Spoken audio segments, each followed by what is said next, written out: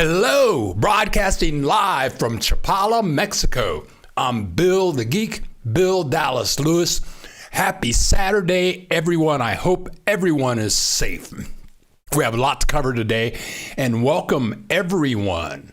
Welcome everyone. I've got the camera over here. I've got my computer over here. And so if I'm looking over here, I'm looking at people sending messages, or I might be reading notes from my notepad over here, but I hope everyone is well. Welcome, Paige Painter. Good morning to you. John in New Jersey. Ola John Rush Shrewsbury. Good morning. Catching my third live in a row from Southern West Virginia. I'm on a roll, love the live chat. Thank you, Russ. Thank you, John. Thank you, Joan Richards. And welcome, Paige Painter. We got about 9-10 people in the house. Feel free to express yourself. Joan Richards has a very good point. We're going to be talking about COVID. There's been some big developments with COVID down here. People really aren't talking about it like in the United States. I was just reading the Huffington Post, and in the first week of June, they were getting 11,000 cases of COVID a day, and today it went up to over 100,000. So we've gone back, or the United States has gone back about a year and a half. So we'll talk about that more as we get into things. First, let's do a little advertising. Teresa, my wife, she's been busy this week. She has a couple new videos for you guys. The first one is this one. She's going to make some chicken gumbo, and the chicken gumbo is delicious. She takes these ingredients here. She makes her own roux. That's the sauce that goes into the gumbo. And when she's all done, she's going to have this beautiful chicken gumbo. And I got to tell you, it is delicious. You sit down with this, a piece of bread, and some real butter, not margarine, but real butter, warm bread, and this, and it'll rock your world. The link is below in the description to this new link on her website. Go over there, check out the video, and if you haven't done so already, subscribe. And also, she has another one out. She had never made a turkey before. She's funny. So she saw people making turkeys, and so we bought a turkey. And in this video, now the gumbo video is in Spanish. This video is the gumbo video is in English. This video is in Spanish, but you can translate the subtitles.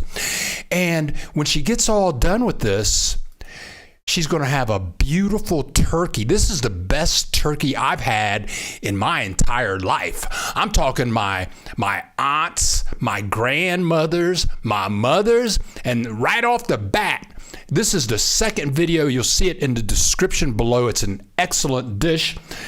Mikey, good morning. Mikey49, good to see you back. Miguel, please share your experiences with dentists in Chapala. Costs for crowns, fillings, cleaning, etc. I'm planning to visit Ajijic anyway. I might want to get my 2 crowns done there. Jordan White, hello, Bill. Okay, Miguel Salas. Okay, I've had good dentists in Mexico going back to Puerto Vallarta. To get your teeth cleaned down here, we just got a new dentist. We've only lived here for 3 years, so we had to get a new dentist. We had a dentist in Guadalajara. I had a regular dentist in Puerto Vallarta. I get my teeth cleaned every 6 months. I've been doing that ever since I got to Puerto Vallarta. Now we're using a place, it's called the Dental Express. the Dental Express, and they have an office here. It's a fabulous facility. It's right outside of Ajijic. You'll have to drive there or get a taxi there. You don't want to walk. But it's called the Dental Express, and I did a video on the Dental Express. So go to my playlist, you'll see the video. But anyway, the first time we went there, we went and we got our teeth cleaned. And so that's two of us getting our teeth cleaned. We asked for the bill, and it was 425 pesos to get our teeth cleaned for two people. That's like $22 a person to get your teeth cleaned. I checked prices in the United States. The average price in the U.S. to get your teeth cleaned is somewhere between $60 and $120. I got new caps in Guadalajara, probably 4 or 5, and the cost was about 4,000 pesos each. That is about $200 for a crown. I got a crown. I got the best crown that they had to offer with the best technology to put it in. Teresa just had an implant. She went to Dental Express, got an implant, and that was about 10,000 pesos or $500 for an implant. Our neighbor down the street went to Dental Express. She's from New York. She got 4 implants. I don't know what she paid, but Dental Express is really good. You can set an appointment, come down here, get your teeth all fixed up, save some money, then go to Puerto Vallarta, go to Malaki, go to the beach with the money that you save. I hope that answers your question. Jordan White. Hola, Jordan White. That makes me, I got to change that. I got to change the picture. I forgot you guys were still looking at Teresa's turkey. Okay. That girl, I think your name is Terry, right? That girl, love the name. Hola, Terry. We've been talking through the week. I hope you're doing fine. Pamela Williams. Good morning, Bill and everyone. Pamela, good morning to you. Lee Ryder, Ola Lee, Jordan White. Do dentists have to take x-rays before cleaning? No. The first time every time I've been anywhere to get anything cleaned, and I've had about 4 or 5 dentists in Mexico, they never go right to the x-ray machine. I remember in the United States, I was living in San Francisco, and I went in for something basic, and they said, well, first we have to x-ray your entire mouth. I said, okay, I don't know anything. I'm just a dumb individual that needs some basic dental work. And so they x-rayed all of my mouth. That's the first thing that they did, and that cost $600 before they did anything. They don't do that down here. And now the technology is at a point for x-rays where they did take a couple of x-rays at Dental Express, but the dentist had an app in his computer, and he would just plug this app into his computer. Then the computer, his laptop had a little camera, a little mini camera. It was only like this big. And he stuck that in my mouth, took a picture, and the picture automatically showed up on the laptop, and the x-ray didn't cost any money. So to answer your question, no. Christine Praz. Hola, Christine. Good morning, Bill and everyone from Montana. Hola, Christine. Love to travel. Happy to... Oh, you're in New Hampshire? Love to travel. I didn't know you were in New Hampshire.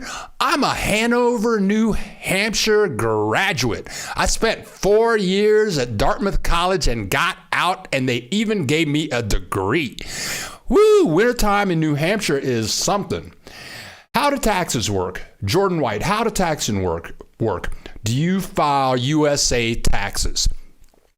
Yes, I know people down here that are Americans and they never file taxes, but they say that they make less than $12,000 a year. But I don't want any problems with the IRS, so I file every year. Every year I filed taxes every year I've been in Mexico. I go to the internet, print out the current forms, fill out all the stuff, make copies, Then I go to DHL and spend $50 to send them in overnight. And people say, well, why don't you just do that online? Well, have you called the IRS in the last year? Give it a try. If you don't have anything to do for like 2 days, call the IRS. They don't answer the phone for they'll put you on hold for 13 hours. And then when they answer the phone, they might hang up on you, and then you have to call them back again. So I could file electronically, but what happens? Their system is so messed up. It's probably the worst computer system in the world. What happens if they lose your form? Who are you going to talk to? I file every year, and I send it through DHL. That way it gets tracked. The minute the IRS signs for it, I know the address it went to. I know who signed for it. And I've got copies of my documents right here that I sent overnight. So yeah, I file taxes, talk to an accountant, do what you want to do. It's your money. Okay, now, Lee Ryder, good morning to everyone. I'm from Waukegan, Illinois. That's about 40 miles north of Chicago. Bill, what is the weather like down there right now? Temperature-wise, well, let me get out my iPhone and we'll look at AccuWeather and see what AccuWeather says the temperature is like right now. We're loading the current temperature. Okay. Lee Ryder. The current temperature in Chapala is 65 degrees with limited humidity, and the sun is shining. And pretty much it's like this all year long. Pretty much. It'll be 65 this time of day. The sun's going to be out.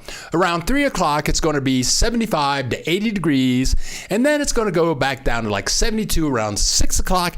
And that's the way it is down here every day of the year. That's why they say that Chapala has the best climate on the planet with no humidity and no snow. For you people in New Hampshire, ha, ha, ha. Teresa de Anda in the house, and she's saying good morning, everyone, in English. She never says that to me in English. Okay, Janie Hudson, good morning, Bill. We drove to Ahaheek last Saturday. We came from Colorado. We drive from Mazatlan, was absolutely beautiful for hundreds of miles. We are loving it here. Yeah, Janie, I was scared. I didn't drive in Mexico for 5 years. I forgot what it was like to get behind a steering wheel. But I tell you, when I drove down here, I came through Nuevo Laredo, and then I took the highway to San Luis Potosi. From San Luis Potosi, I went to Guadalajara. From Guadalajara, I went to Puerto Vallarta. And the freeways are excellent.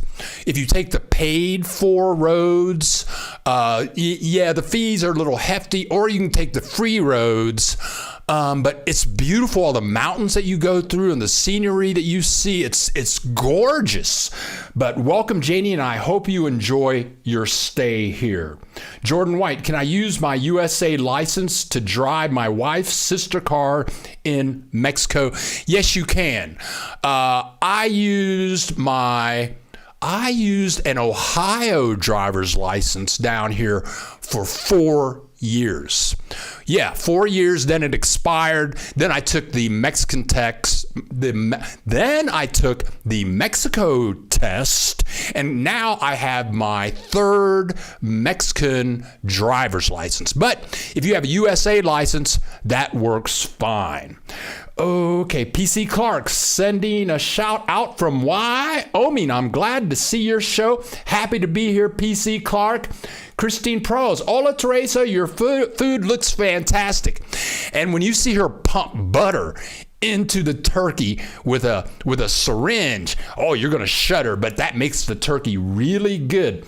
Jesse and Sherry Smith, good morning, Teresa and Bill from Rector, Arkansas. We love your channels, Jesse and Sherry. Thank you so much for watching. Thank you for sharing your ideas. Let's go to Gail Resources? Is that a real name? Resources? Gail Resources. Okay. How much income do I have? Okay. How much income do I have to get a visa? Okay. Okay, Gail. I did a video, and if you go to YouTube and you look up, if you do a search for immigration attorney Guadalajara, I think my video will come up number one. The video channel name will be Bill Dallas Lewis. But I interview my two immigration attorneys. They talk all about immigration. Now, pricing, a 6-month visa is only going to cost you, I think it's like $25 if you're on the plane. 1 year, 2 year, 3 year, and permanent visas, those prices are going to vary. Now, I talked to a woman, Pamela Nurse. She just got her permanent visa. She started from scratch. She said that cost her, it didn't cost her, but she had to have about $140,000 in the bank, and then you had to pay a fee. The fees that I have paid for visas and I got two-year visas. Each one of those cost about 5,500 pesos, which is like $225. That's what the visa costs. They're going to ask for all your banking information. They want to make sure that you have money in your bank. The visa's not going to cost you a lot of money. You might want to sneak into a permanent visa. If you get like a 1-year visa, then a 2-year visa, then the longer you have a visa, the closer you get to a permanent visa. I really think the less money they want you to have in the bank. But take a think about that. Okay, now it's been a busy week. Teresa's been making videos. Our realtor, the realtor that we love, Katie Ibarra, and I were in another beautiful house in Ajijic. Here's what it looks like. Now, this house has a great location. It's within walking distance of everywhere you want to go in Ajijic. It's really close to Walmart and other places. But here's what it looks like. This is just like a 2-block walk from Ajijic. There's a little grocery store across the street. The house has recently been totally redone. And wait until you see some of these shots I'm going to show you. They put in this beautiful island with the lovely seats, and they've got the gas burning stove there. If you're interested in this house, it's $339,000. If this house were in downtown San Francisco, this would be a $100 million house. So think of the money you're saving. You're saving like $900,000. But it's very open. This house is very open and beautiful. But what I really liked about the house was its deck. Now we're on top. This is on top of the house, and they have this lovely garden up there. Well, it's not really a garden, but they have a bunch of potted plants. And the camera's going to pop up, and I'm going to pause the camera here. Look at the view from the deck. Look at those beautiful mountains in the background. Can you imagine drinking coffee out there in the early morning, or maybe sipping a glass of wine in the early evening and looking at the mountains with no humidity, and it's like 75 degrees? Oh, what a view. What a view. Nice breeze. This deck is fully covered with a very reliable whatever, and it's only $339,000, and you have a view of the lake and of the mountains. But here's the really interesting part of this house. If we take these steps down to this is the first level. These people are artists. They weren't home. I'm going to kind of move ahead here through the video. Here we go. Oh, we're going to go down here into the mystery land. This is like another little place to sit and to get some, but now let's go into the mystery place. What could be behind this screen door for $339,000? Well, you have a comfy couch there and a big screen television. Oh no, it's a swimming pool. I don't believe it. I guess that's why this house costs $339,000. No. But if you're interested in more of this house or other houses that Katie Ibarra and I have done, all of Katie's contact information is in the description below, so just call Katie. We've done about 5 houses so far in the last month. We have many more houses to go. Katie Ibarra is a United States citizen from my hometown, Columbus, Ohio. She's lived here for 10 years. She knows all things real estate. Okay, let's see what people are saying over here now. Da, da, da, da, da, da. I'm catching up. Okay. Do Mexican police really take bribes when they pull you over for speeding? If so, what's a good bribe? Yes. Visiting Mexico is like going to Chicago 70 years ago when everybody in the country knew that the Chicago police took bribes. And you just put a $20 bill around your driver's license and they take the money, give you your driver's license, and they say goodbye. So in Vallarta and in Puerto Vallarta, if you are white and if you're a Caucasian and you have white hair, you're going to get pulled over by the police and they are going to shake you down. In Puerto Vallarta, it's called driving while white. That may sound like another term, driving while black in the United States. And in the United States, I was accused of stealing my own car 10 times by the police throughout the United States.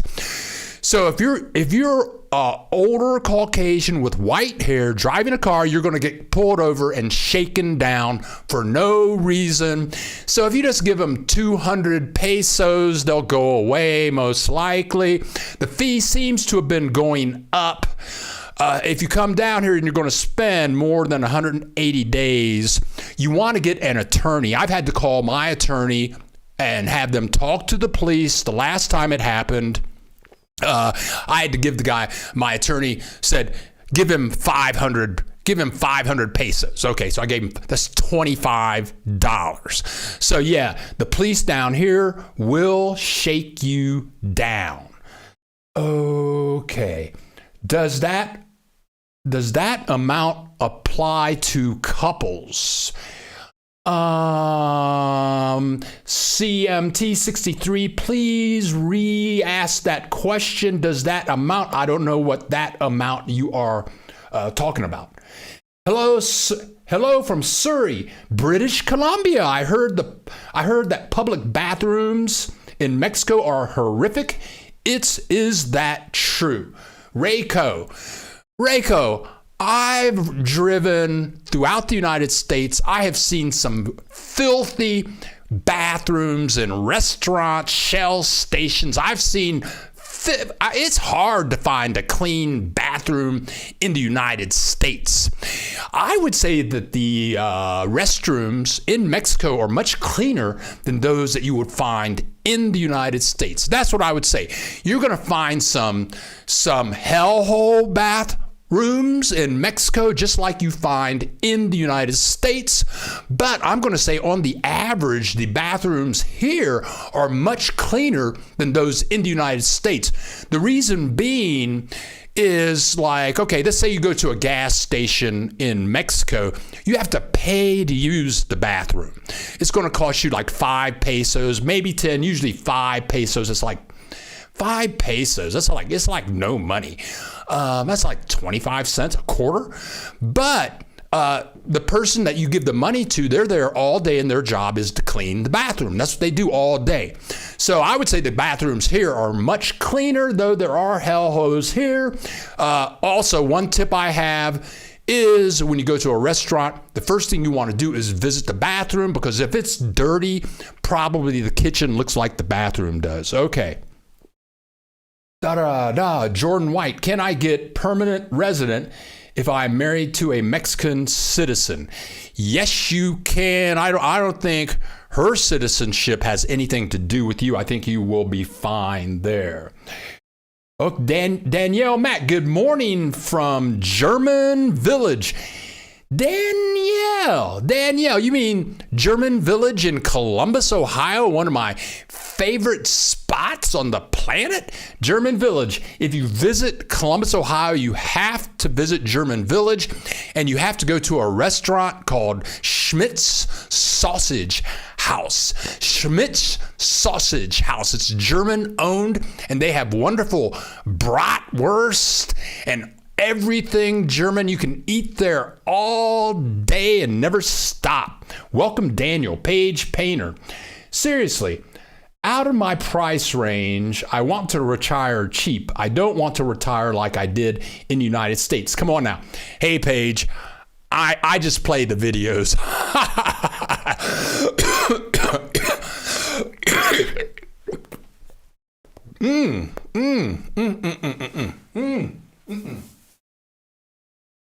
Ooh. Oh, had to take care of a little medical emergency there. Wow. Yeah, look around. Teresa and I, we have new friends from Colorado. They're about Teresa and I's ages, or in their 60s, I think. But they got a one-way ticket from Colorado to the Chapala area, and they're just looking around. They're renting right now. They want to buy.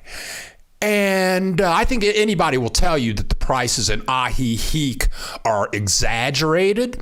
But if you get out of Ajijic, maybe go to Chapala, go to San Nicolas, or just go 100, 200 miles away from this area, or go to Puerto Vallarta and go 100, 200 miles away from there. You can build. There's a beautiful house right across the street from where we live. It's 4 bedrooms, 4 bathrooms. It's the bomb. I know the contractor. The contractor, Jesus, he lives right down the street. And he buys all super quality materials. 4 bedrooms, 4 baths. I said, Jesus, what did you charge to build this house? He said, $181,000. I mean, that's extremely reasonable. Teresa and I, this house is 3 bedrooms, 2 bathrooms, super giant kitchen, living room, dining room combined with a nice backyard. We have a deck on the roof. Okay, what am I missing? Okay, we got all that for $130,000. That's really reasonable. So I'm going to say, now, Katie, she gets people that call her up, and most of those people aren't talking cheap.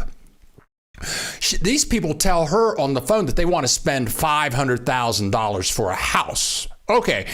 Now, good. I'm glad that Clint Eastwood wants to move down here. Eddie Murphy wants to move down here and spend like $500,000, maybe $1 million on a house. Okay, maybe Will Smith wants to move down here and spend like $1 million, $2 million on a house. I ain't got Will Smith money. If I'm gonna buy a house, I want to spend $150,000, maybe $130,000 with a ranch and a jacuzzi. You can get all of that for $120,000 in an almost brand new house, or have somebody build you one. You can do that in Mexico, but you have to get away from the people that are just trying to take your money. I'm gonna say the Ajijic prices are very inflated, and the people just bring all this on the that's not Mexico. So yeah, you can make your stuff happen and save a lot of money. Okay, overpriced, don't fall for. Yeah, there you go, Paige. You're right. They do that because they know gringos paid. Okay, they're selling for $339, but these are gringos selling the house. Whatever. Okay, Realtor is shake you down too. I know Katie will not shake you down. She's just, these people listed the house. They gave her a price. She's showing the house. If you want to pay the price, okay, whatever. Da da da da da da da da. What amount in the bank account for couples looking permanent visa? We do have regular income as well. CMT 63. Okay. Okay.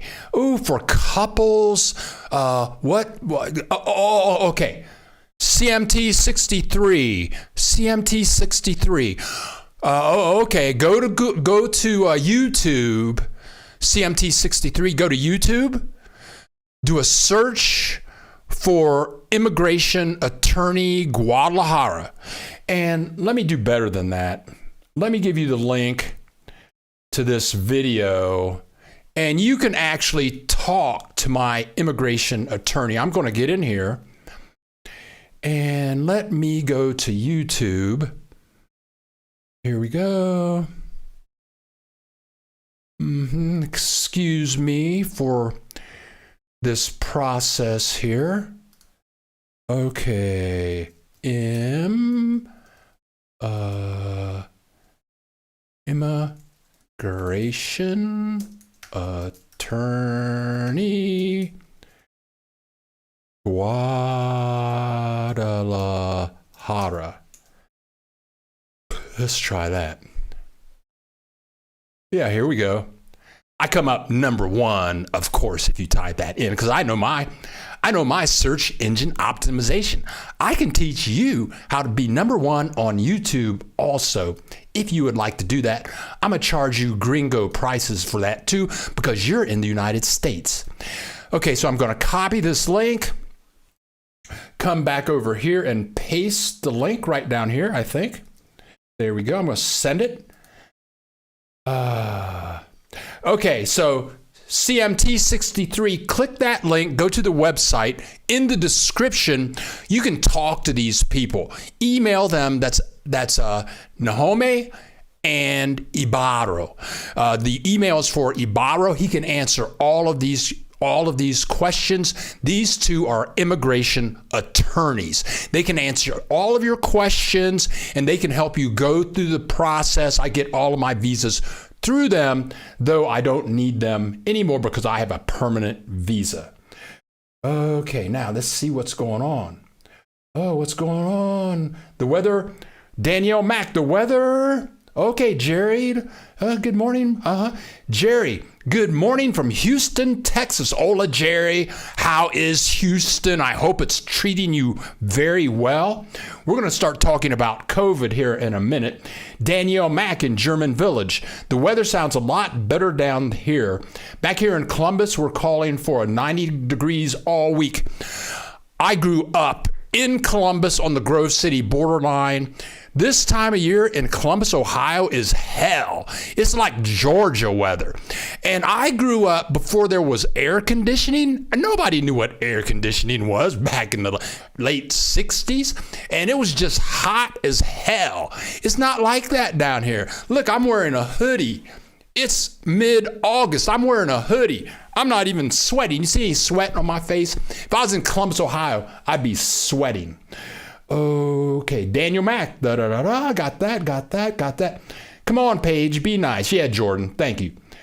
Bedford, New Hampshire. I don't know if I've ever been there. Love to travel. Okay, love to travel. Oh, great weather. That's why we are counting down the months to retirement.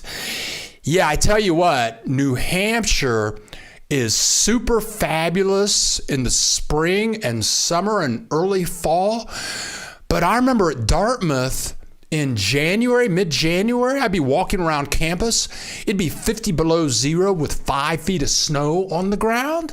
And I wish I would have learned how to cross-country ski or snow ski. That would have made it much more enjoyable. But being a student, I don't think I could have afforded the skis and all that kind of stuff. Okay, now here we go. Rayco Lorette. Are gay married couples processed the same as non-gay couples for immigration purposes, like applying for permanent resident visa? I think that Mexico has become gay friendly. I really do. My landlord, well, I know a bunch of gay people down here. My landlord in Puerto Vallarta, him and his partner got married in Vallarta. I don't think that affected any of their money. There's a hotel in Puerto Vallarta. It's called Casa Cupula. Let me type that in. See, Casa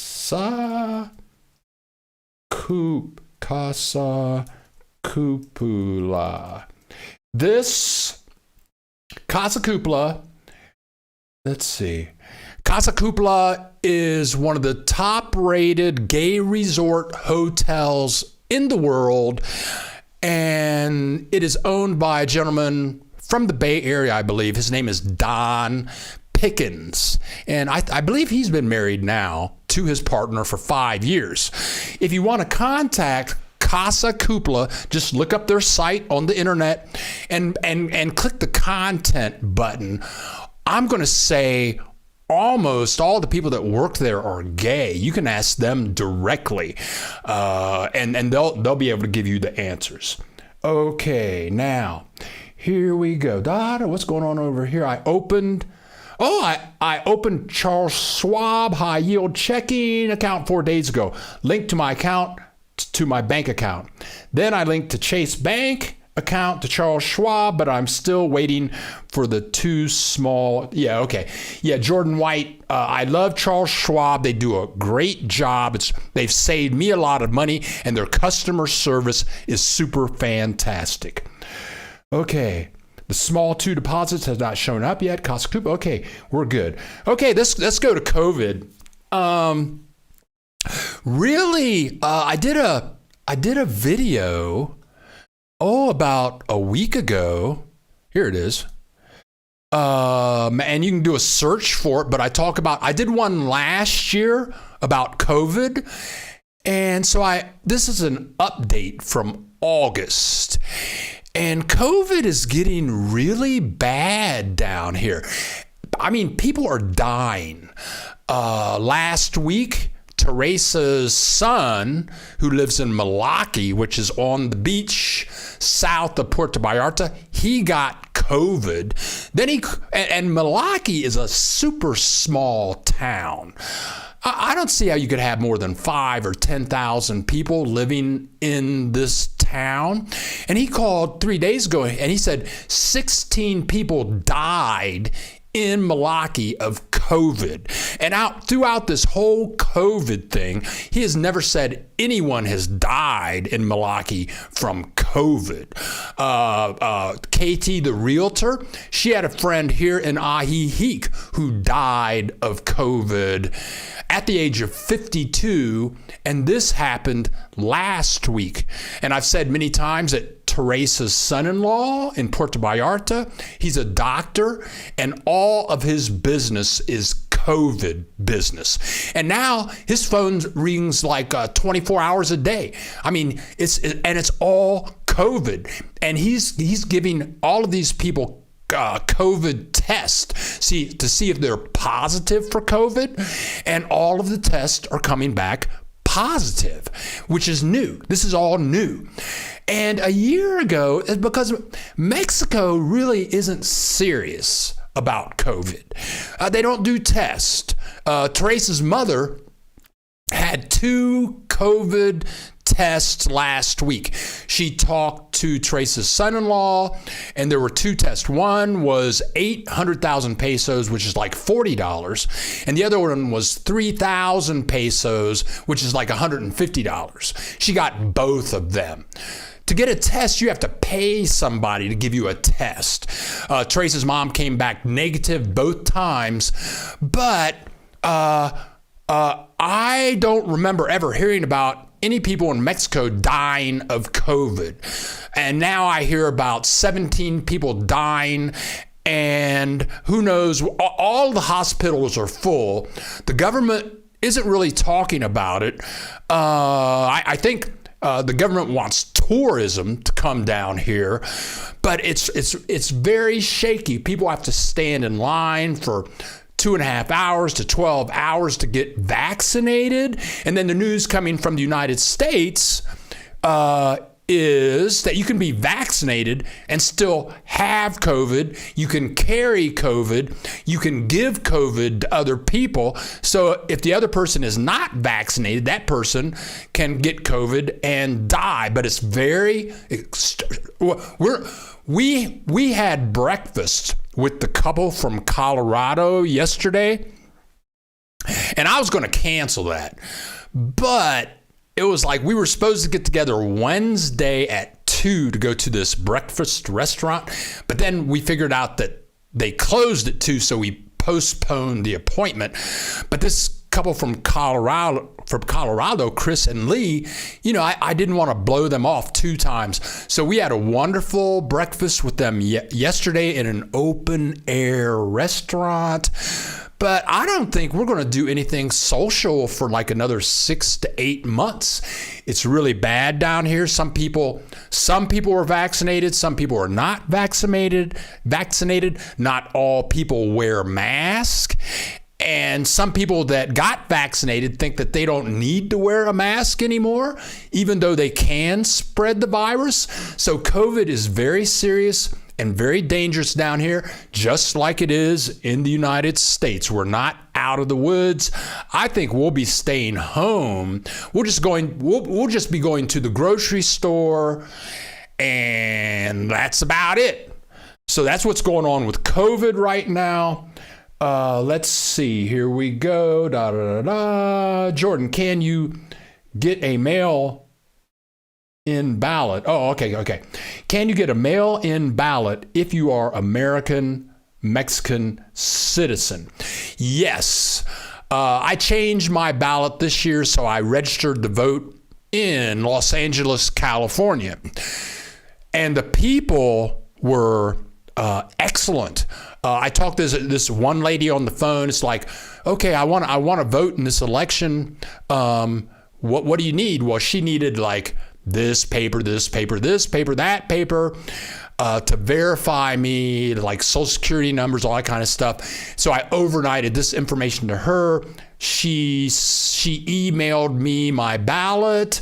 Everything was on the up and up. So you can register and vote.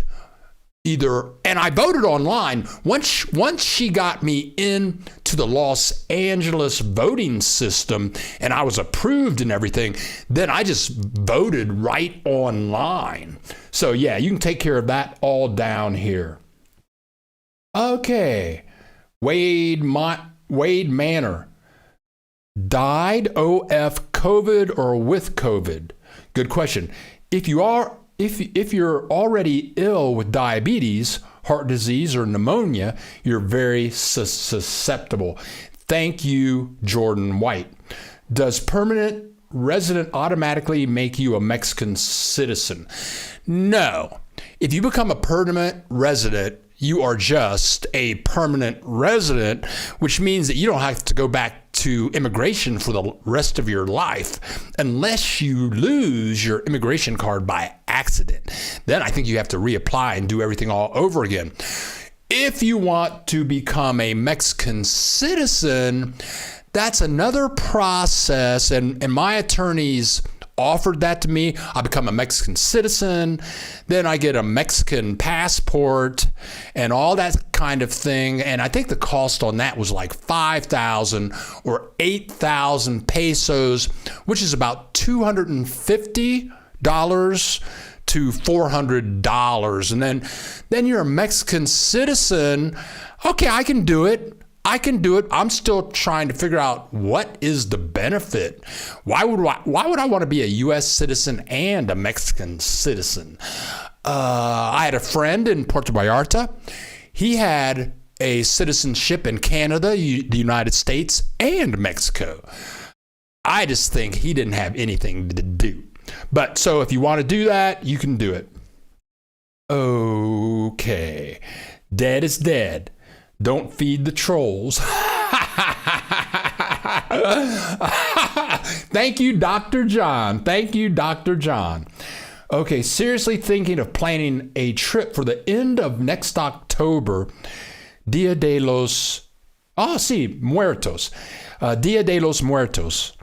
Okay, I work in Grove City off Stringtown Road. Sure, I know. Yeah, I lived right on the Columbus Grove City borderline. I've been in Grove City many times. Yeah, give that a thought. This is August. That's 90 days from now.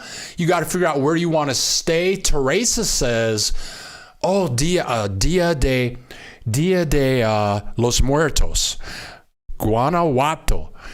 John Griff, Guanajuato? I know I'm saying that wrong. Teresa says the city of Guanajuato is a super historical city, Daniel. But if you want to come here for Dia de Muertos, I think you want to go to Guanajuato. And John Griff, if you can help me out, if you can type in how we should spell that so Daniel can get there. That's where you want to go for Dia de Muertos, and you want to make your reservations about right now. Find an Airbnb. Jordan White. Oh, Jordan White. You picture us still showing. Oh, okay. Sorry about that. I forgot. I'm sorry.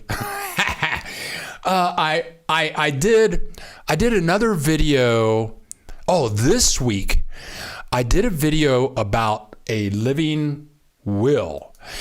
And there's the title. I gave it for a thumbnail, but it's all about creating a living will, or what they call a medical directive. We're going through that right now. You might want to check this video out. TCB in Finland, he said, well, if you're going to get a living will and you're only coming for like 2 weeks or 180 days, do you really need one? I'd say if you're going to be here for sure for like a year or 2 years, or if you're going to be here for a long time, a living will or a medical directive is a very good thing to have. You may want to watch this video. It gives you all the information on how to get one rolling. They're not expensive and they can save your life. This is a 2-part health series. We'll be coming out with part 2 of the series this week, probably Wednesday or Thursday. The first part is more legal information, like who you need to talk to get this ball rolling, what you're going to put into the living will, what you're going to put into the medical directive. The second part is legal, but it's about what doctors have to do, what does the government have to do, what the hospitals have to do, and what do ambulance drivers have to do. These are all laws, and you want to know what these laws are because they can affect you in a really bad way unless you direct the laws differently in your living will or medical directive. Okay, Guan, Nick Narcia. Okay, there you go, Daniel. Daniel Mack. Nick just posted the name of the city you want to go to, Guanajuato. Guanajuato. What? John Griff, you've never been there? You got to be crazy. You've been everywhere in Mexico. But Guanajuato is a huge historical city the Spaniards put a bunch of money into this place. It's a quaint little town. Puerto Vallarta does not have this history. Guadalajara has a lot of history, but they've got torture rooms there, really small streets, tunnels. So Daniel, look at the name of that city, copy it down, and see if you can find a place to stay. And if you're going to go there, you want to start looking for a place to stay right now. And thank you, Nick, very much. CMT 63, you've been picking up a lot of people in the live chat. I didn't know that. Let me take a look. Oh yeah, we got some people here. We get people to show up. That's really good. Bill, I got my information from you in 15 minutes. Wait. Oh, I got my information from you in 15 minutes than I got in 15 years from elsewhere. Thanks so much. Well, Jordan White, glad to be of service. Daniel in Ohio, I'm really coming down to search for retirement location. I just figured it would be a festive time to come. Sure, you can come to Chapala, Guadalajara, you might want to think about visiting. I mean, Guadalajara, there's a lot more to, if you're coming to visit and look around for stuff in Chapala and Ajijic, I would go to Guadalajara. Guadalajara has a lot of food. There's a lot of things to do. You can tour things, and you can get a Uber or a taxi to Chapala or Ajijic, and it's only going to cost you one way, like $20 one way. You come out down here, look around. If you're going to visit here and look into retirement, one place you really want to go is to the Lake Chapala Society. And let me type in anybody, Lake Chapala Society. Anybody that is thinking about moving to Chapala, moving to Ajijic, wants to visit the website for the Lake Chapala Society, just do a search for it on Google. That will take you to their website. And look all through their website. Then when you come down here, visit them. They have a great information booth. They can answer all of your questions about purchasing homes, rentals, doctors, things to do. They have all kinds of groups. They know everything. They are located in the middle of Ajijic. They're called the Lake Chapala Society. Somebody had to clean me up on the difference between Chapala and Lake Chapala, because Chapala is actually a municipality and Lake Chapala is a lake, and Ajijic is right on the edge of Lake Chapala.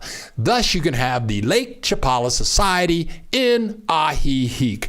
But that's one of the first places you want to go and ask around. But if you're coming down to look for places to stay, yeah, sure, you can come directly to Ajijic and get a hotel here, an Airbnb, but I think Guadalajara would be a much better time and you can visit. Okay, let's see what else is going on here. Let's see, John Griff. Oh, John Griff is pointing out that we got 50 people in the house and only 16 likes. Yeah, Google, YouTube likes, when you click the like button, then I go up higher in the search rankings. So if you can click the like button, thank you very much. We appreciate it. And if you're not subscribed, click the subscribe button. This week, we're going to do part 2 of the healthcare video. And we'll have another home video. The home I just showed you with the swimming pool and the nice patio on the roof and the nice kitchen. That video will go up on Sunday. Soon I'm going to be doing some how-to drone flying videos, some search engine optimization videos, how to work online in Mexico. I've been working online in Mexico for 16 years, and I live very well. I live much better here than I did in the United States. Okay, Nick Narcia, if someone wants to have a good experience of Dia de Muertos, you should try Pátzcuaro. Michoacan is a beautiful town. Very good. Thank you very much. Nick, how far away is that from Chapala, Ajijic? Is that like 1 hour, 2 hours? We would love to know more about that. Canadian Cinderella, good morning from Canada. Hola, Cinderella. Thanks for joining us today. Phil L. Buenos dias, Teresa and Bill. Phil L. Thank you for that. Daniel Mack. I like the Chapala area directly. I'm a member of the American Legion. If I'm not mistaken, Daniel, in downtown Chapala, a block from the main square, 2 blocks from the ocean, from the lake, I believe they have an American Legion location. They have a restaurant there. It's almost like the Lake Chapala Society, except it's for ex-military people. And they have a huge membership. If you're in the American Legion, you want to find that location in Chapala. It's right downtown. They have American food, all kinds of information, voting information. I've heard it's a wonderful experience. Phil L. Bill, just wondering what inspired you to initially move to Puerto Vallarta years ago. It's so funny because the people that we had breakfast with yesterday, they were fabulous from Colorado. I mean, we ate and we chatted for 2 hours, and it was a wonderful conversation. They had all kinds of questions about moving to Mexico, life in general. And then we paid the bill and we walked outside. They had a car, we had our car. We were getting ready to get into our cars. And the guy's name was Chris. And he looked me really seriously in the eye and he said, Bill, just tell me, why did you move to Puerto Vallarta like 16 years ago? Why did you do it? Well, the reality is when I was 19 and I was at Dartmouth, everybody at Dartmouth has to study a foreign language in a foreign country for 1 quarter, which is 9 weeks. You have to do it. And if you don't do it, then you have to take a lot of that language, more courses at Dartmouth. So it's either get it all done in 9 months or spread it out over like 2 years. So I decided to go to Mexico, and I ended up in a town called San Luis Potosi. And San Luis Potosi is about 4 hours south of the border, 4 hours south of Nuevo Laredo. And it's like 4 hours north from Guadalajara, and it's a college town. San Luis Potosi has a lot of money. But anyway, so I stayed with a Mexican family. I stayed with like a 55-year-old woman and her her grandchildren. They were in college in San Luis Potosi, and her grandmother, who was 93 years old. And I lived with them for 9 weeks. And I would go to class. I would go to Spanish class every morning and then hang out with my family. And we would take excursions, go to the running of the bulls. When we explored this city, San Luis Potosi, to death, and people would stop me. The Mexican nationals would stop me. They wouldn't stop the Caucasians in our group from Dartmouth, but they would stop me and they would say, do you play football? Do you play basketball? I'd say, no, I'm a college student. I'm just down here studying Spanish. And then they would say, come to our house. I want you to meet my children and my wife. Okay. Okay. So, and some of these people owned companies like the electric company, the gas company. I go to these fabulous houses. We had this one guy that was rich, and he had a Volkswagen. He would take us over to his girlfriend's house, and he was loaded with money. And he would hire band guys to sing outside of her house. But it was a wonderful experience. But anyway, to get to the point, we had a Thanksgiving break, and many of the people in our group went to Puerto Vallarta for a week. And when they came back, they said, Puerto Vallarta is great.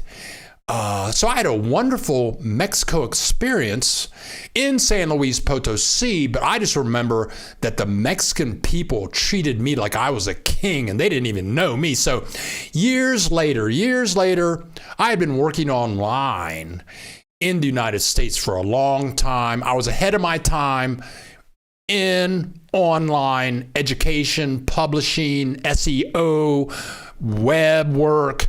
I was ahead of my time.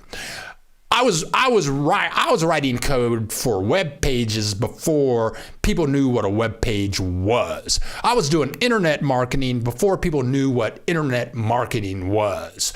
So anyway, I found myself in a situation where I could live anywhere in the world.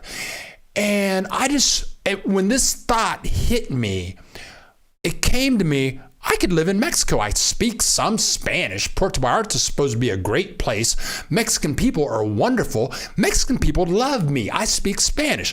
I can live near the beach. I can work at home, online, make a lot of money, not spend hardly any money, and have a brand new life. So what I did was, I immediately researched Puerto Vallarta. I got on the internet. I found some expats in Puerto Vallarta, and I asked them about internet speeds, rental costs, that whole thing. Where do you eat? What do you do all day? And I was talking to these people on the phone. They had Magic Jack. This guy told me about Magic Jack. You can have Magic Jack for $35 a year, and you can talk to anybody in the United States and Canada from Mexico. I mean, but anyway, he told me all the ins and outs, rentals, how you can get cable with your rentals, internet service with your rental, how much it's going to cost. And I got all of that straightened out, and then I moved to Mexico. And I tell you, now, I'm black. I've got the camera turned on. If you've been with me before, you guys know I'm an African American, okay? In Mexico, when you live in the United States and you're black, you know that you're black every minute of the day. People let you know that you are black, okay? And when I was in 4th grade, the Grand Dragon of the Ku Klux Klan, he lived a quarter mile away, and I would take the bus to school every day when I was in 4th grade. I was the only black kid on the bus, and we would pick up his daughter, Ada Peak. She was like 2 years younger than me. And they would have a Ku Klux Klan meeting once a month.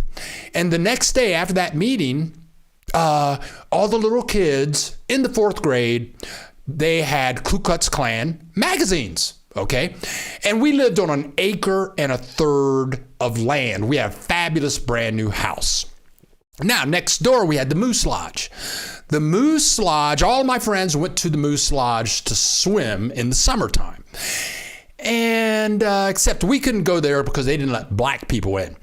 Now, I got straight A's all through school. I was president of the student council, president of the class, president of the band. I played first clarinet in the band.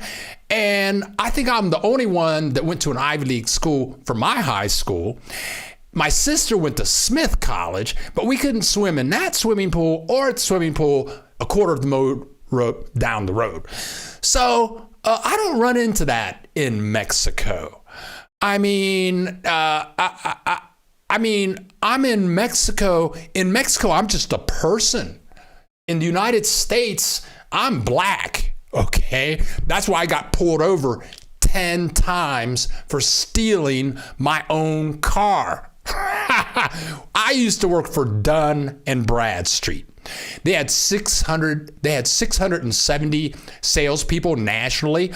I was their number 2 salesperson in new business. I was kicking ass. I was one of the best salespersons that Dun & Bradstreet had. I had an appointment near Columbus, Ohio, in this little town called Canal Winchester with an architecture firm in this little small town. So I go out there to sell them some new business. I pull up in front of their place, and they have these big glass windows. You can see that they're architects. They have like new age art in their main office right there.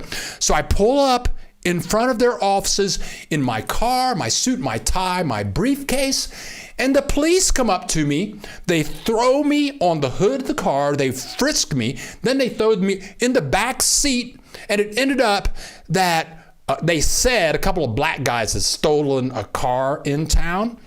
Okay, and the people that I was going to make my sales call to, they're looking out the window.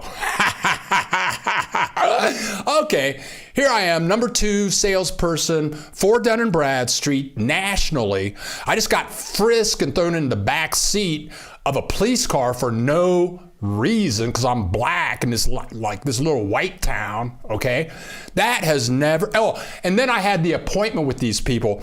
What are these people thinking? What they probably think I'm like a drug dealer or something like that. Okay, you know, I'm a Dartmouth College grad. I got a master's from Ohio State. I mean, down here why am I in Mexico? Because in Mexico, I am a person. I'm just a person. People don't know if I'm from Cuba, Venezuela, Peru, Africa. They don't know. Okay, they don't ask me. I'm just a person, and they all share love with me. That's why I live in Mexico, and that's why I'm so happy here. And my family and friends, they say, when are you coming back to the United States? I say, never. Okay, I've never been accused of stealing my car in Mexico. Okay, it's 11:06, folks. Buenos dias, VL, Chapala directly. Phil saying, Bill, just wondering what inspired you, There you go. Jordan White, is it true that Christmas celebrations start early and last late? Yeah, Christmas, wow, it's like Christmas does start early. These people, Mexican nationals, if I'm not mistaken, they start putting up their Christmas decorations around the first week of November. And they may not take them down until the end of January. Christmas is a really big deal. And the fiestas for Christmas Day and New Year's. They don't celebrate Christmas on Christmas, so to speak. Bigger than Christmas Day is Christmas Eve. And the families, like Teresa's family, they all celebrate at her mom's house. You might have 300-400 people in there. And they play games, eat a lot of food, a lot of dancing. Christmas is fabulous down here. CMT 63. If we want to come down to check out Chapala, what is the name of that hotel you showed a while back? I looked it up, but can't find it in Ajijic. Okay, now, there is...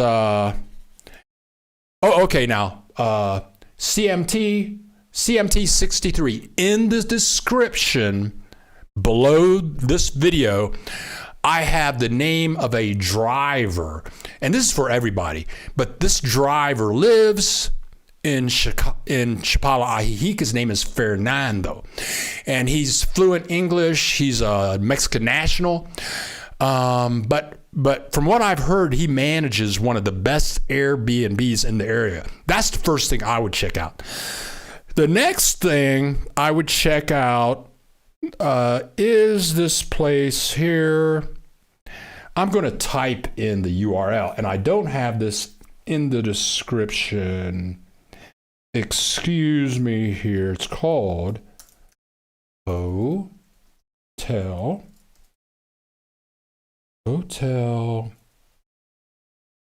NUEVA,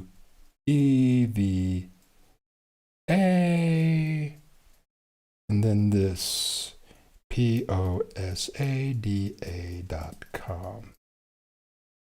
Okay, now I'm going to copy this link, edit copy, and this open Chrome, and I'm going to paste this link in.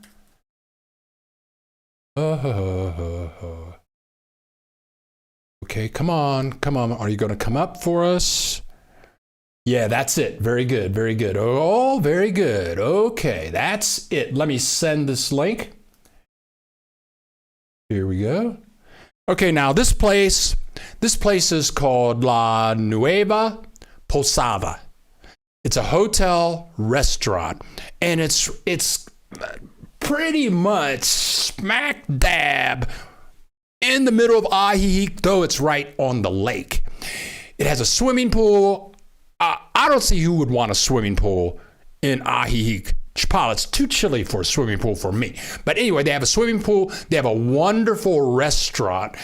I mean, the place is beautiful. The restaurant inside is beautiful. Then outside the restaurant, they have this outdoor eating area that's right on the lake. It's beautiful. The rooms are kind of old, but they have king size bed. They have everything you would want. And you're very close to Ajijic. Now, with this link, you will see that they have an English page and a Spanish page. And I think that I think they have pricing for rooms there. You can do like daily rates, weekly rates. They have long-term rates. You can contact them directly. It's not like a Marriott kind of place. It's an older place. It's extremely quaint. I think it's in a very safe and quiet community, though it's within walking distance to everywhere you want to go in Ajijic.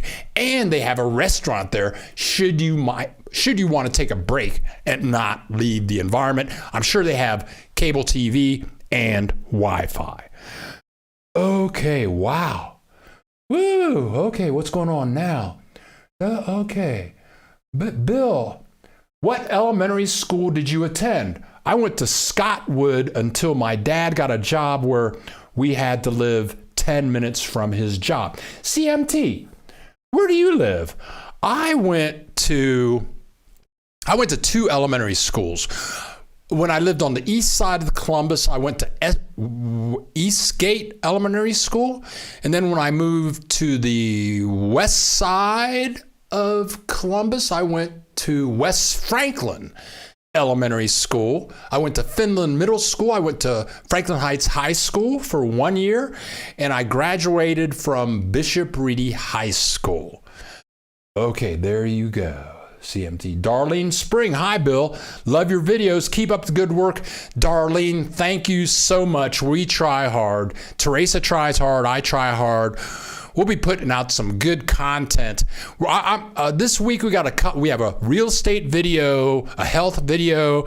I really do want to do some tech tip videos, like how to be number 1 on Google, how to be number 1 on YouTube, and I want to start sharing ideas on how people can move to Mexico, work where they live. Like well, you know, making videos is kind of like a hobby for me. It's not really work. It's a lot of fun.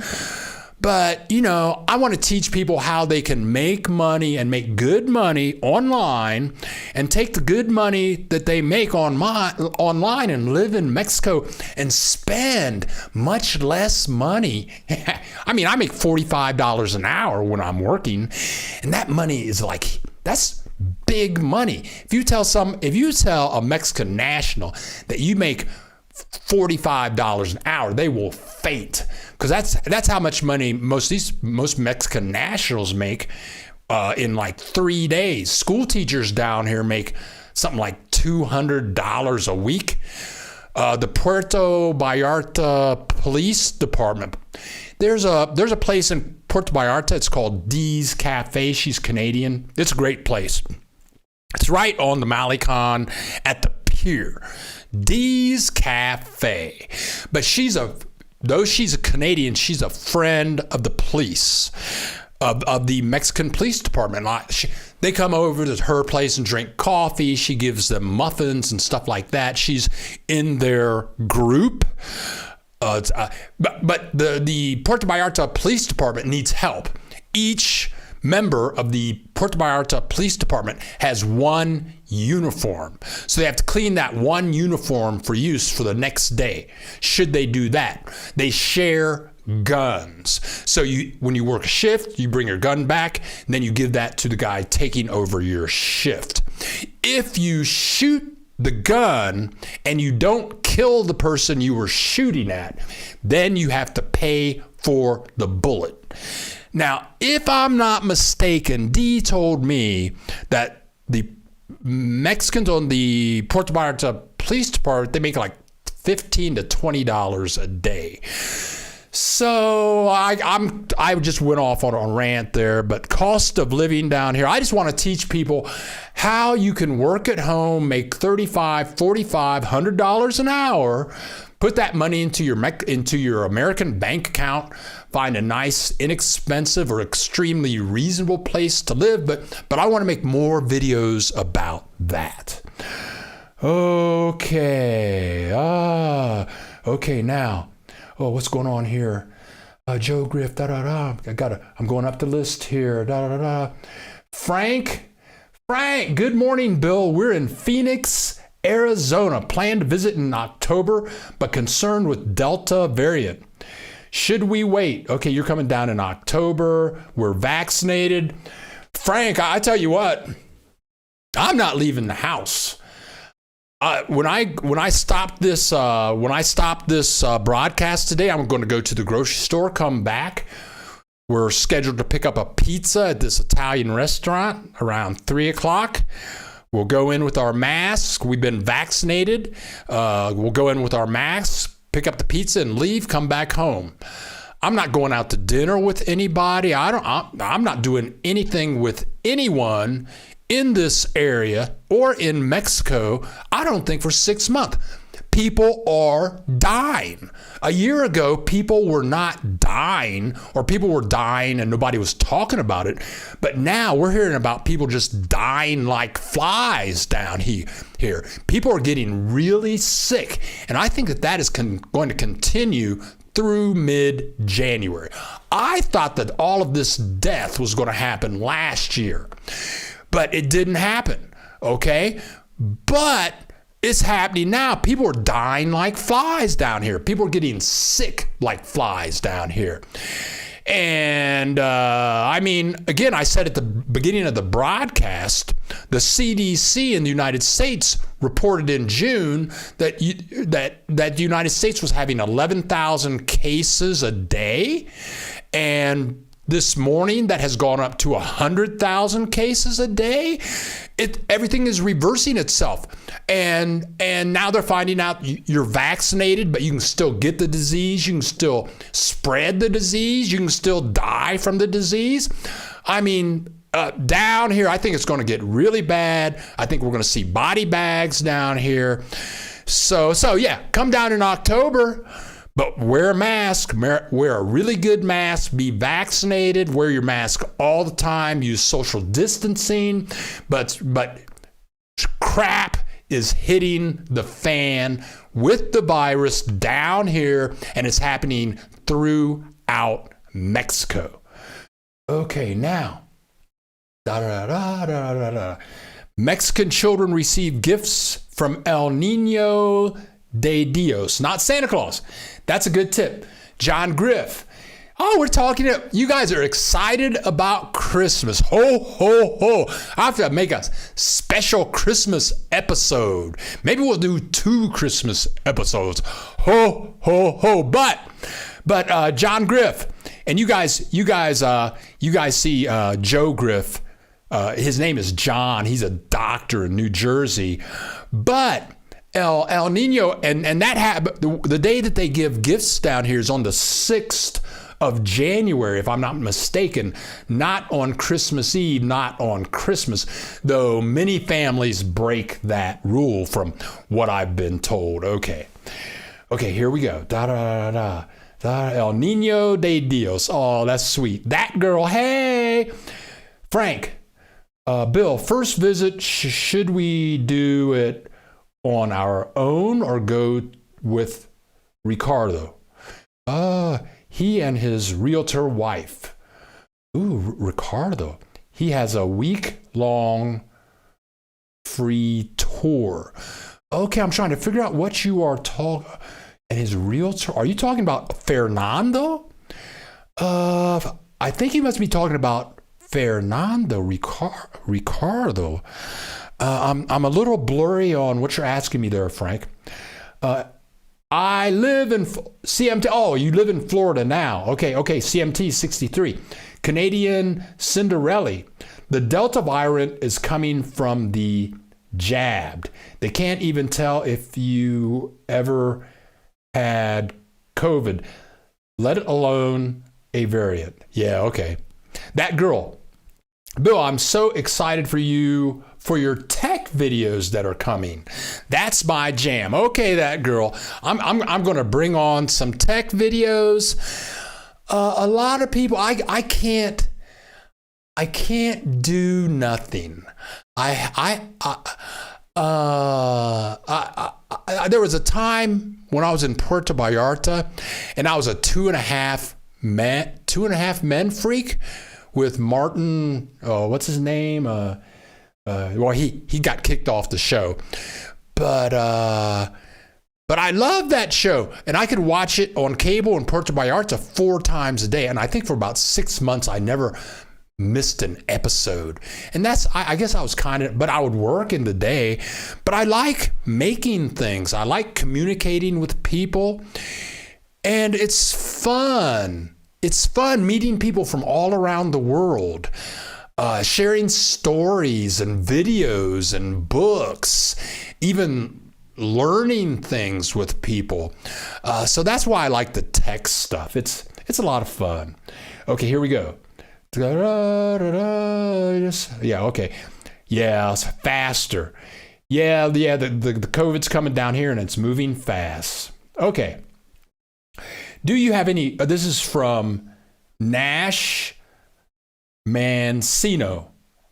Nash Mancino, do you have any recommendations for where to learn skills online?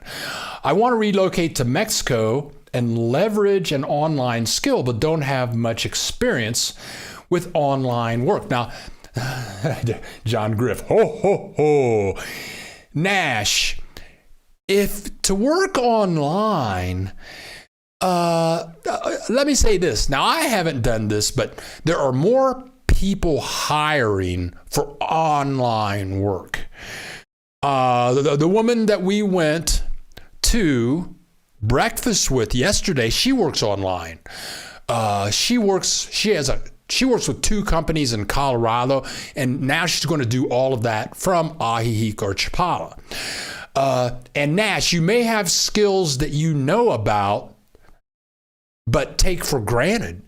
If you go to YouTube, you'll see a bunch of videos on all kinds of things, all kinds of weird stuff, how to fix your car, how to do this, how to do that. You got to think about what you know, because you want to think about what do you know and what can you sell. What is it worth? Maybe you were an accountant, maybe you were an attorney, maybe you have great verbal skills. You need to write out a list for all of the things that you know. Maybe you know how to make people happy. Only you can figure this out. But once you can figure out what your skill is, then you can sell yourself on the internet or through YouTube. Or you can always write books for Amazon. I made money. I make money every day from Amazon. I don't make as much now as I used to, but when I was into it hot and heavy, I was doing a couple $1,000s a month on Amazon. I didn't like the market, and so I just got out of it. But you got to look around. You got to search deep, and then figure out how to market yourself. But you can do it. You got to think about it. Canadian Cinderella, if you get jabbed with a little bit of AIDS or HIV, you will be immune. If you're injected with a little bit of cancer, you will be immune. Vaccines spread the problem. Okay. See, I'm not a doctor. I don't know anything about that. Okay. Ricardo seems like a straight up guy. Good videos with lots of info. Who is Ricardo? Ricardo. Do I know Ricardo? But if John Griff and you guys say he's good, stick with it, go with it, and watch his videos too. Hey there. Sorry I'm late. It's Jack Webb. I'm at work. If you're going to cut the grass, please don't flip the dang tractor over on yourself. What did I miss? Okay. Well, no. Okay. Jordan White can get books, TV shows, and movies in English easily. Okay, Jordan White, I guess you're saying when you live in Mexico, can you get books, TV shows, and movies in English easily. As far as books go, I buy books online at Amazon all the time. All those books are in English. I buy books. Teresa buys books. Hers are in Spanish. When I was in Puerto Vallarta, I had cable TV. It came with rent for 10 years. I could get CNN, NBC, ABC, ESPN, CNN, then all the little sub-movie channels. I could have gotten HBO, didn't want it. I'm an Ohio State Buckeyes fan. I could watch the Ohio State Buckeyes play live in English every Saturday on ABC or ESPN or Fox. Even all of the movies down here are in English. Okay, now, that girl. Bill, do you and Teresa do the parasite treatment every 6 months? I just saw some content about that. Well, I've been here 16 years. I've only done the parasite treatment thing, I think only once or twice.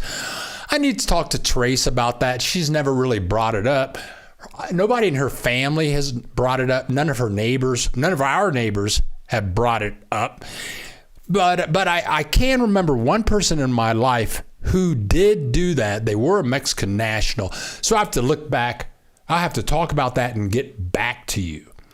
Okay, Frank, Bill, what about natural disasters?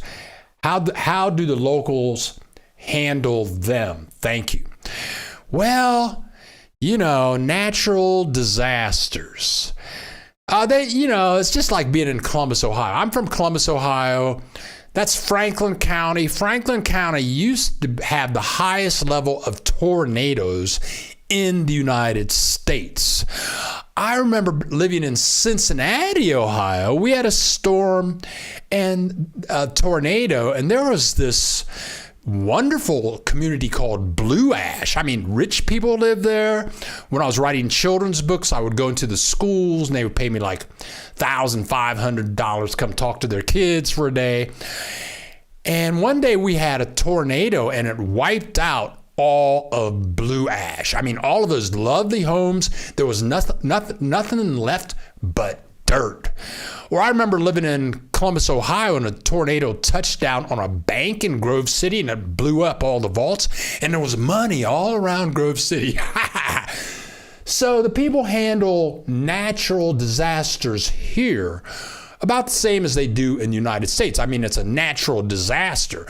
Everybody chips in. They start helping each other out. I don't think they have federal funds or anything down here, but bad things can happen in the United States. Bad things happen here, especially if you live on the ocean and you can have hurricanes. I've experienced a few hurricanes. Guadalajara and this area does experience earthquakes 2 times this winter. Guadalajara experienced giant hailstorms. They had like 5 feet of hail in the street in one night. And they have pictures of it. 5 feet of hail in the street. I mean, you could hardly even walk around. Where did that come from? So yeah, they do have natural disasters, whatever. CMT 63. What kind of papers do we need if we want to bring our dog to live permanently in Mexico?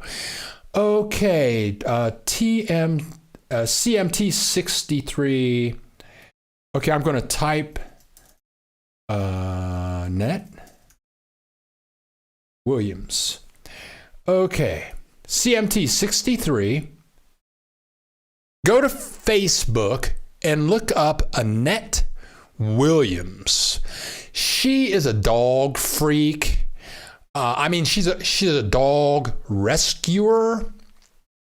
And if you want to come to Ajijic and rescue a dog, which means you would take the dog back with you to the United States and give it a good home, then you can stay for free in her lovely home for a couple of nights. So what am I saying? I'm saying contact Annette and ask her this question about your dog. Now, she told me that the Mexican government doesn't care about your dog. Everything about your dog has to do with the airlines. So I guess if you're driving down, then you don't have to deal with anybody, because at the border, which from what she told me, they don't want any paperwork. Everything is good to go. Your dog doesn't have to do anything. You don't have to do anything for your dog. But if you're flying down, you have to talk to the airlines about their requirements. I don't know. What requirements, what kind of cage do you put them in? What is that? But I don't think that the Mexican government cares about your dog at all.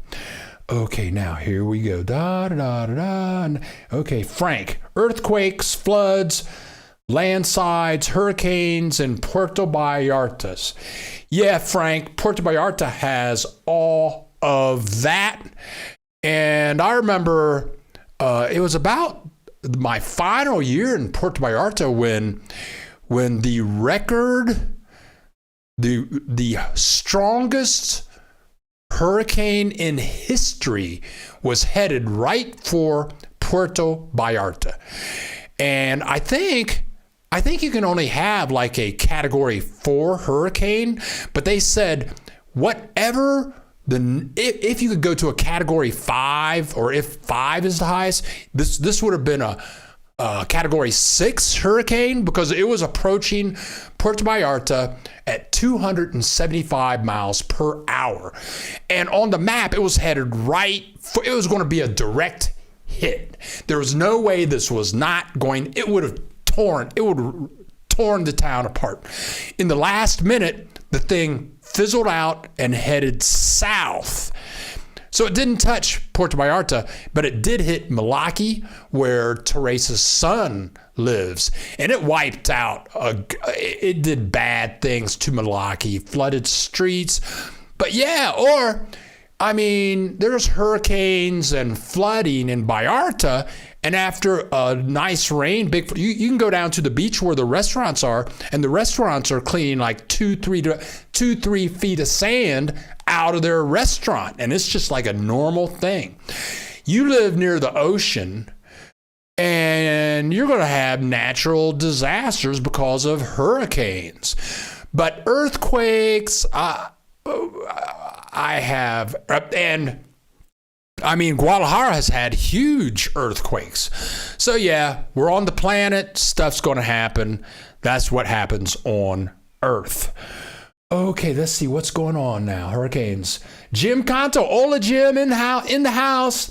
What is the temperature and comfort level today where you are? And somebody asked that at the very beginning. And what we did is we went into AccuWeather. We'll see. The last time somebody asked that, it was 65 degrees. When we started at 10 o'clock, it was 65 degrees.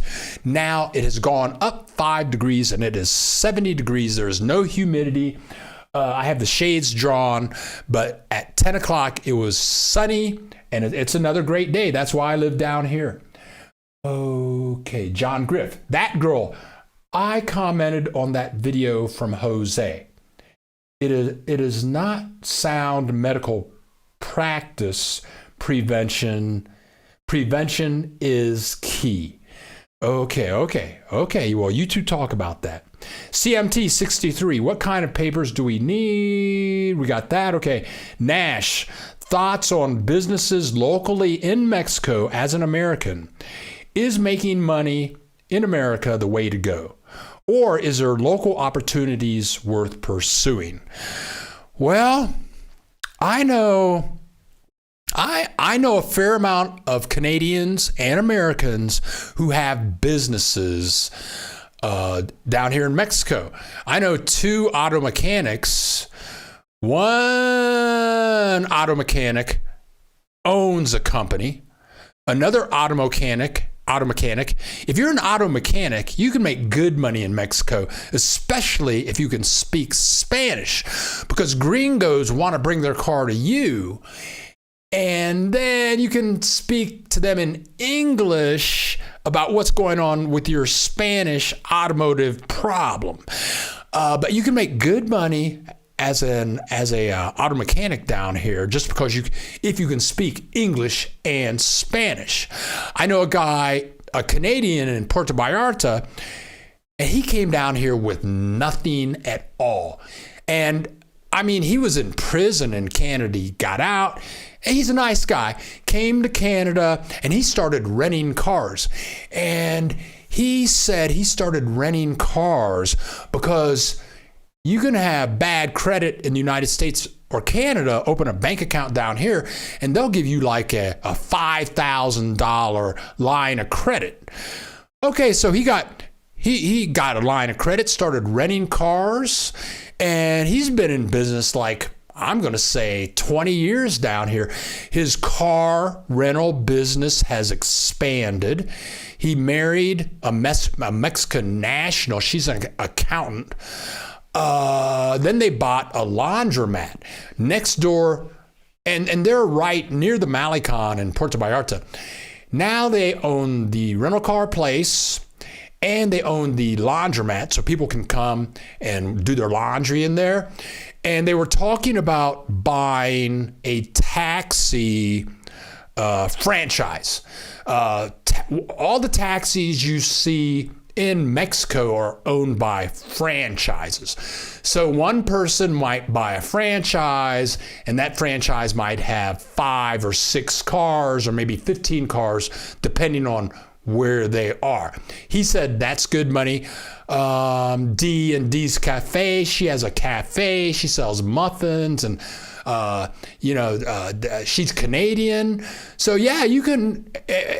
But and the guy from Canada, he didn't speak any Spanish, and he has a Mexican national wife. So yeah, you can come down here. And or Don Pickens in Puerto Vallarta, he has one of the best gay resorts in the world, in the top 5, but he speaks fluent Spanish, and he had money when he came down here, but he threw a lot of that money into his resort. So yeah, you can come down here and do a lot of things, but it really helps if you have some business skills. If you can speak some Spanish and you are willing to speak more, sure. But I would just prefer to sit in my apartment, do consulting, and make money, and have people put money into my American bank account. And that way, that just works easier for me. Okay, here we go. It's 11:37. That girl. Okay, thanks, Joe Griff. You don't have Facebook. Oh, well, sorry about that. We want to live in Mexico and bring our dog. Yeah, okay, we talked about it. Okay, thanks, Frank. Bill, thank you for your time and sharing your answers and experience. We will think some more about the October CMT 63. Thank you for that. I'm new to this. This is called, there's a name for what he just did, where Happy Chat is called Happy Chat, or like you can click on your screen, and if you're getting information in this valuable, like CMT 63 just gave me $5. What's that called? Slap Chat, Happy Chat. There's a little, but anyway, thank you very much. ATS, this is a link to Ricardo. Okay, very good, very good. E. Garcia 196. Hola, Bill. Enrique from Chicago. Hola, Enrique. In Chicago, are there any gyms in Chapala or Ajijic? Have a good day. Enrique, sure. There are gyms that are very good everywhere that I've been to in Mexico. They had fabulous gyms in Puerto Vallarta, fantastic super gyms in Guadalajara, just amazing equipment. And they have wonderful gyms in Chapala, Ajijic, and there are many of them. For our exercise routine, we walk, but we have neighbors that go to the gym. From what I understand, the rates are very reasonable. They go from sophisticated equipment to free weights and those spin thingies, and you can take exercise classes there. But Mexican nationals have gyms everywhere. A lot of people, like the United States, maybe more so, like to stay in shape down here. Okay, CMT. What tutorials do you recommend for learning Spanish? Okay, let's see. How far is Puebla from you? Puebla. Oh, off the top of my head? Oh, Puebla. I think I know the answer to that, but I have to think about it. What tutorials do you recommend for learning Spanish? Many people that have visited this chat room use Duolingo. That's free. I've used Rosetta Stone. Now that costs about $200, but it's forever. In the description below, towards the bottom of the description, there's a guy named Alejandro that is Teresa's cousin. He's an attorney in Guadalajara.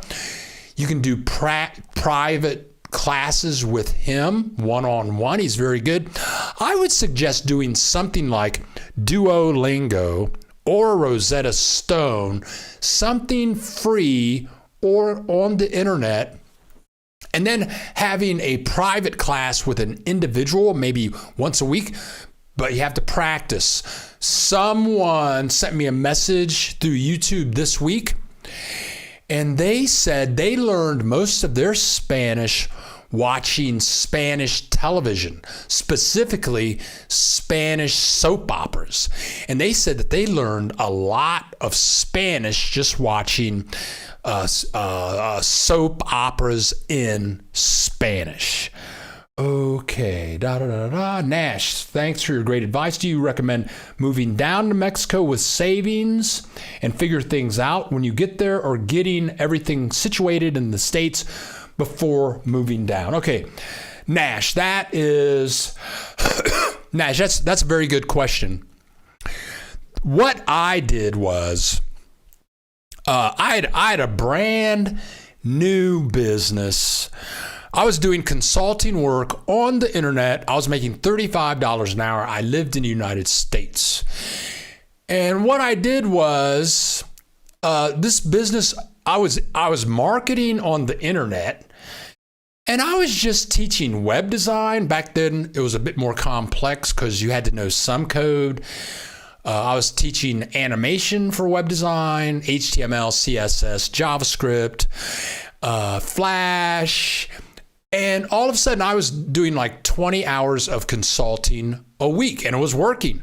My expenses were low.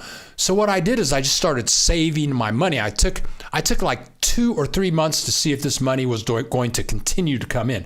It continued to come in. It started to grow. That's when I started looking at Mexico. That's when in the meantime, I was doing my research on where I was going to move. If the money was still coming in, after about 2 months, the money was still coming in. At that point, I made my deposit for my first apartment in Puerto Vallarta. When my feet hit the ground in Puerto Vallarta, I had an appointment at my apartment to get my internet installed at 10 o'clock the next day. I made all of those arrangements. I had appointments for more consulting that week online. So when my feet hit the ground in Puerto Vallarta, I had money coming in. I had $150 in the bank, but my first month's rent, my last month's rent, and my deposit, that came to like $2,200. That was all taken care of. All I had to do is to continue to make money.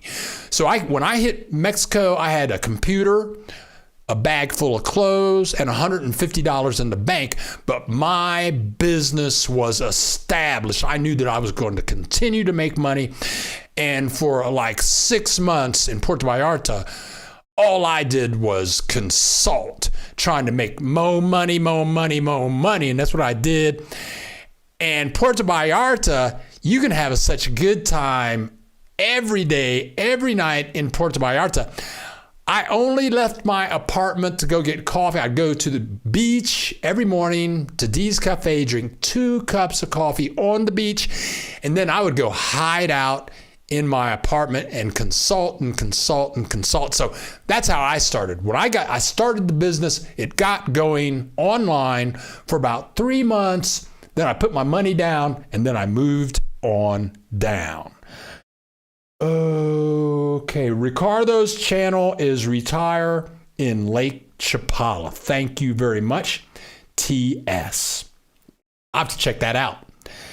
Jack Webb, you and I get along fine. My preferred exercise is getting in 5 miles in about an hour. Oh, somebody else? Oh, thank you. Oh, thank you guys. Hey, $2, $5. Thank you. Hey, thank you very much. Thank you very much.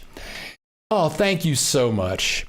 But Jordan White and CMT, thank you so much. And thank all of you. And thank you guys for hitting the like button. That is so cool. Thank you so much. Jack Webb, yeah, for exercise, I mean, I've been exercising my entire life. And I played freshman football for Dartmouth College, and that's where I learned. Oh, and I ran track at Dartmouth College, and that's where I started to train professionally. I mean, when you're college level, you're getting trained professionally. I ran the mile relay. I would train with the 7th fastest mile relay team in the country, jogging through the hills of New Hampshire, which is no picnic. But through Dartmouth, I got basic training, and then I couldn't run anymore. My knees are like bone on bone, but walking causes no pain. So Teresa and I, 5 days a week, we walk 4 or 5 miles in about an hour. And we don't gain any weight. We can eat all we want. You don't gain any weight. It only takes an hour. It's 5 days a week, and it feels great. So for me, the perfect day is to get up at 5:45. I read some positive. I sit out on the back porch and read some positive thinking literature. 5 days a week. Positive thinking. Positive thinking is key, however you want to do that. Then at 7 a.m., we go on a walk. We walk through town, down the Malecon, along the lake, through the park. It's a very cleansing experience. So we're back in house at 8. I mean, Deanna Morales. No, this is number 1 fan. She's crazy. Deanna Morales just sent me $100. $100. But that's not dollars, really. That's pesos. That's 100 pesos. That's $5. Deanna Morales, thank you very much. And throughout this broadcast, I've been talking about her husband, Aurelio.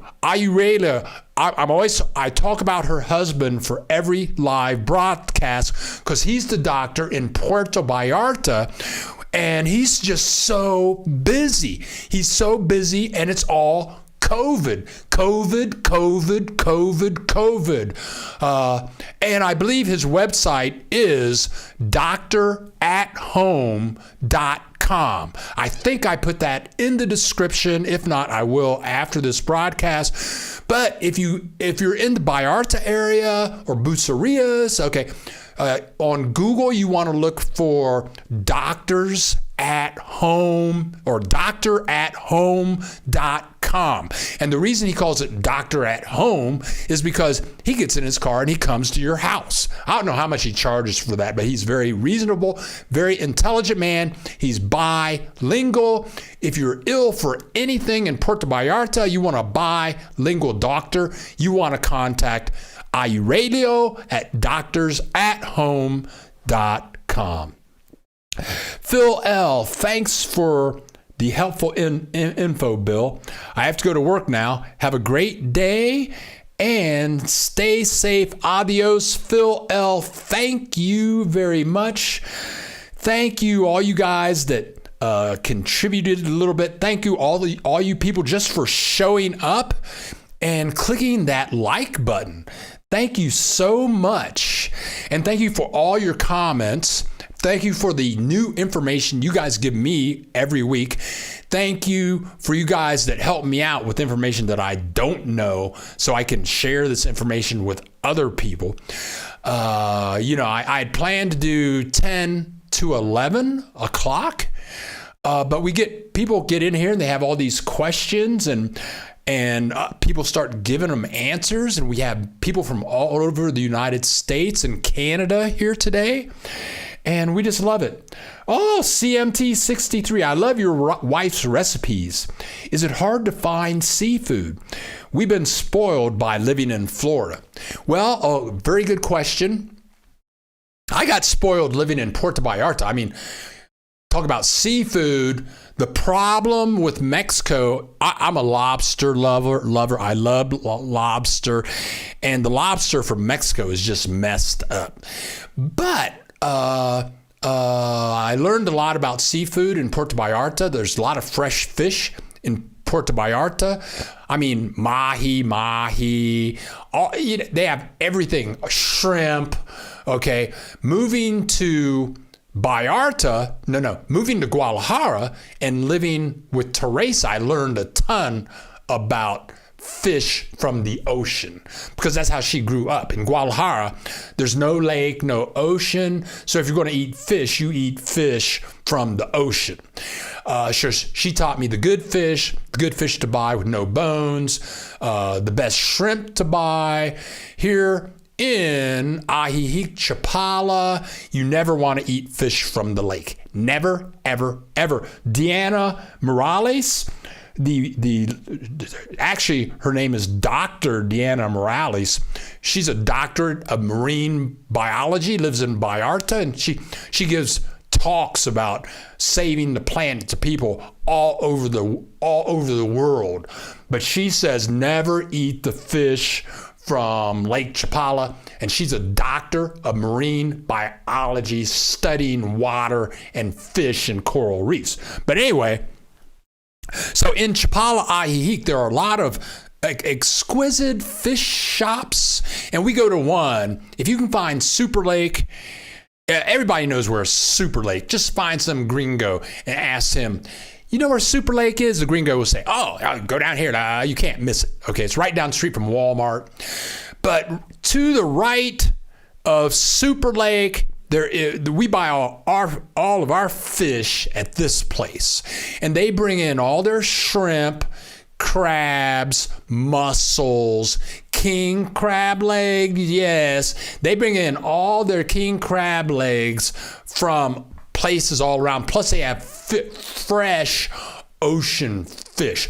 So Teresa doesn't eat red meat. I will, okay? But she doesn't, okay? So we eat a lot of shrimp. We eat a lot of fresh fish.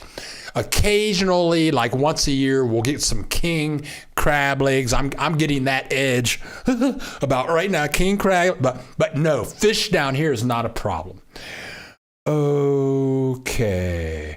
CMT63, your numbers on live chat have been gone up during this live chat. Right on. Let them keep on going up. Okay, Gloria.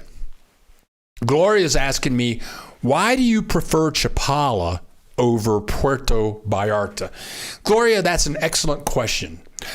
I tell you, everywhere I have visited in Mexico, I fall in love with.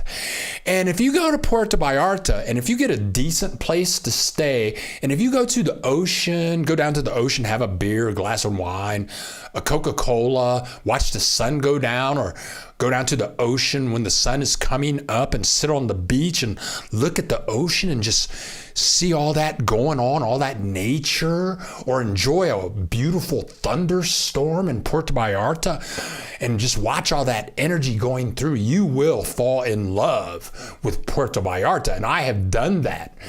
But then I met Teresa and moved to Guadalajara just because I met Teresa. Then I fell in love with Guadalajara. And I fell in love with Guadalajara because it was a real city. And I'm happy just to be in this room with my computers all day, or to take my drone out, fly my drone, take the camera out, take some pictures, edit some video. I'm happy with all that. I don't need to leave the house. But in Guadalajara, where Teresa lived, OXXO, I talk about OXXO. It's like 7-Eleven. There are 12,000 OXXOs in Mexico. But where she lived, a half a block down the street was OXXO. I could walk to OXXO in like 30 seconds. Across the street from OXXO was the biggest pharmaceutical firm in Mexico. It's called Farmacia Guadalajara. It's like CV, that CV whatever in the United States.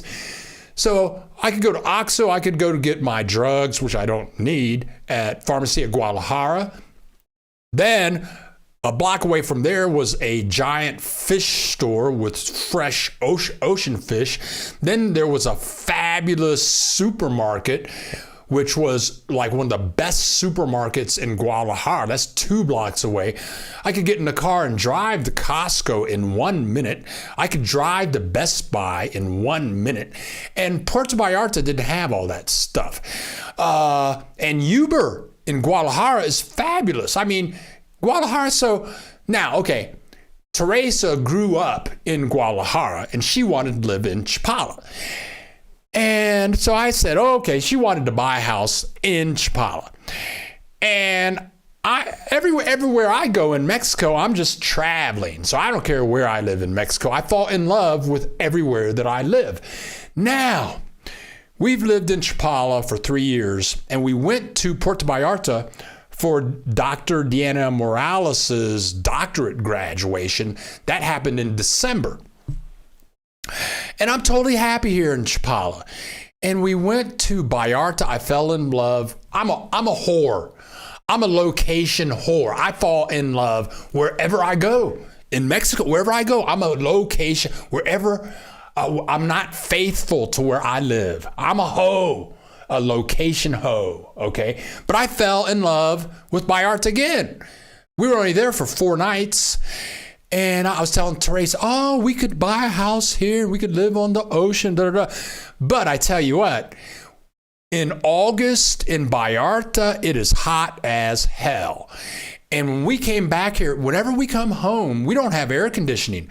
It's always in Chapala, the weather is always fresh.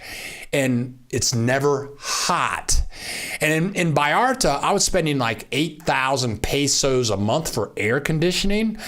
Actually, that's what the landlord was paying. That's $400 a month. We don't have our electricity bill last month. Here you pay electric. You pay electric every 2 months from the electric company. And last month, we paid 750 pesos, which is like $36 for electricity for 2 months. That's like $18 a month. And I'm in here, I got all this computer equipment. These lights are on my microphone in my face. So anyway, I'm a location whore, and then we visited Malaki about 3 months ago. It has the climate of Puerto Vallarta. It's beautiful, but it's hot in August. Chapala is the same all year. Guadalajara and Chapala are very close, but Guadalajara has dirty air because of all the industry. You drive 45 minutes from Guadalajara to Chapala, the air is totally different. We have clean air here in Chapala. So, yeah, I can live in PV. I can live in Guadalajara. But I tell you, I'm a location whore when it comes to Mexico. Mexico is so beautiful. I could live almost anywhere in Mexico.